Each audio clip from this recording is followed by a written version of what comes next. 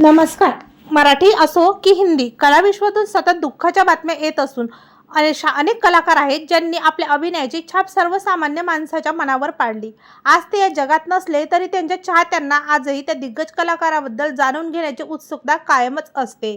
अशातच एका सुप्रसिद्ध चित्रपट देणाऱ्या कलाकाराचे निधन झालेले आहे. पाहूया संपूर्ण बातमी. तत्पूर्वी आपण जर तारांगण या मराठी यूट्यूब चॅनलला सबस्क्राईब केलं नसेल तर नक्की सबस्क्राईब करा. जय संतोषी मा यासारखे ब्लॉकबस्टर चित्रपट करणारे निर्माते दादा सतराम रोहरा यांचे निधन झालेले आहे. वयाच्या 85व्या वर्षी त्यांनी अखेरचा श्वास घेतला. दादा सतराम रोहरा हे सिंधी समाजातील मोठे नाव होते. रेडिओ सिंधीने सोशल मीडियावर सतराम मेहरा यांच्या निधनाची माहिती दिली होती.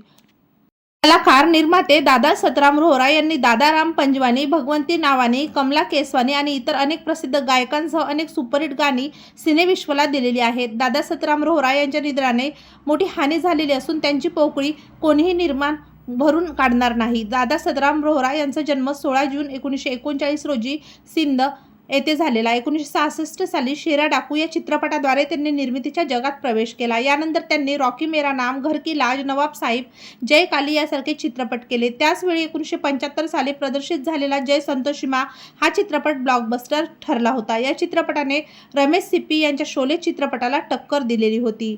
तेव्हा मित्रांनो, आपल्या तारांगण या यूट्यूब चॅनलतर्फे सुप्रसिद्ध ज्येष्ठ निर्माते दादा सतराम रोहरा यांना भावपूर्ण श्रद्धांजली.